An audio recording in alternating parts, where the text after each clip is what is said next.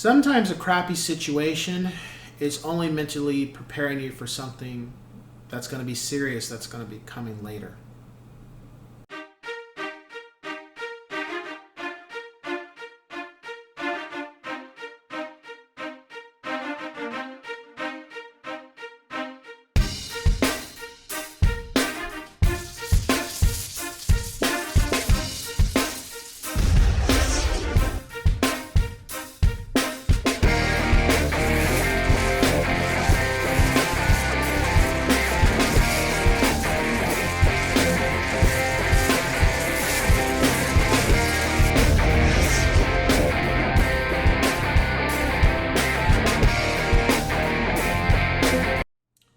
What's going on, ladies and gents in Cyberland? Coming back to you with another real estate video. And today I'm pretty much going to be discussing, when life gives you some crappy situations, at times it's only going to make you mentally stronger and physically stronger with how to deal with it once you get over that hurdle, whatever that may be. And as I've continued to progress professionally and personally in my life, I have been thrown situations that have not been too pleasant. And I have at sometimes came up short on how to deal with it. I'm not perfect. I'm not always going to make the best choice when I'm giving these problems because I'm only human. However, once the situation is resolved, I reflect and learn from and think about what could I have done better to where this situation may never occurred, or how I reacted to the situation. Did I react the best way? Did I make the best choice? Did I put my best foot forward on what happened? So I'm going to give you guys two scenarios. And one, I reacted the way I was supposed to. And the other one, not so much. So the first situation, I had a client a couple years ago that was just mentally crazy and decided that they were going to put me in a very problematic situation.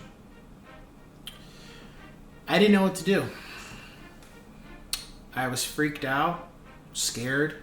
I was concerned about my commission because that money, I needed that money. Like, I really need the money at the time for my family. And I was so worried about what was going to happen next because this former client was fucking crazy. And my mentor got involved and my brokerage got involved. And the situation got resolved.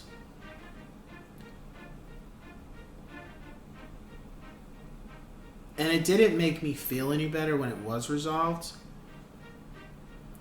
Because at the time I was like, what did I do wrong? What didn't I do? Did I do this? And it took a while. It took a while for me to finally realize that, Chris, you were not the problem. The problem was out of your control.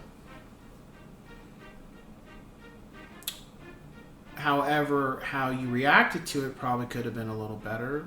But then me being new and not really knowing the ins and outs of how to deal with the situation I dealt with, it didn't help how I reacted to it. But the good thing from the situation I learned was how to spot people that have this type of behavior moving forward. And I came across people over time that were not the most honest, not the most truthful, and a little batshit crazy.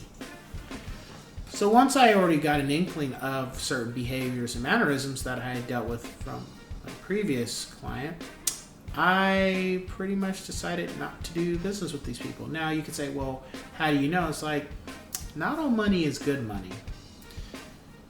And sometimes this is more important than this.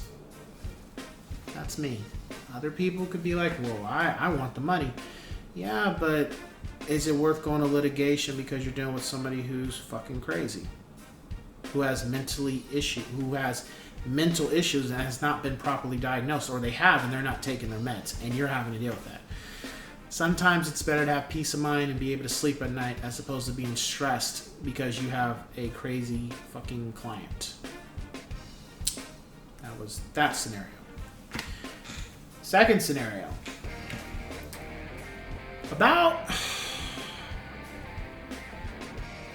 a month or two ago, I had a situation where I decided to do a upgrade on my equipment. Just normal upgrades, like, oh, the drivers need to be upgraded and all that stuff. I did exactly what I was supposed to do. I didn't do anything that was not within the guidelines of updating my drivers and updating my firmware and all my components on the computer. And unfortunately, within that update, my Ethernet card, which is an Ethernet is what you use to get on the internet. Your internet connects to that, and that's how you're able to get on the internet. Well, the update completely wiped my Ethernet card from the computer, made it seem like it didn't exist.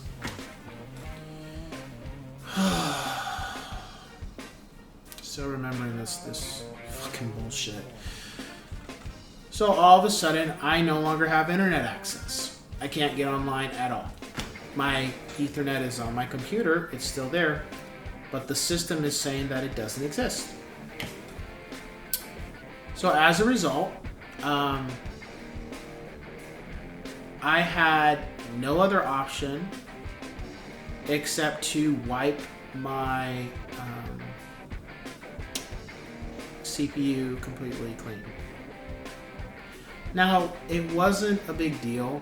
It was just time consuming. I wasn't happy about it. It kind of messed up the rest of the day of things that I had planned that I wanted to do. Not business, but business-wise, this had to get done because of issues with that.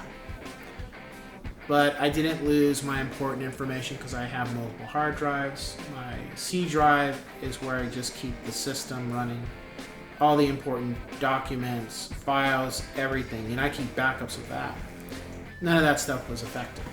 But reinstalling Windows, reinstalling all my software, tweaking the settings to my software because the way my system is set up, going back and having to redo all that stuff. That took me about, I think, 8 hours. I didn't finish until maybe the incident happened at 9 in the morning, and everything was not resolved, I think, until 2 in the morning.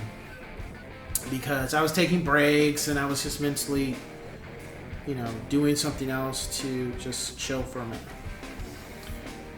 But I didn't freak out when it happened. I wasn't happy about it, but I didn't freak out. And the reason why I didn't freak out was because I knew that this whole situation is going to make me better with understanding my PC and understanding that these things can happen and how to maneuver through and get it fixed, get it resolved.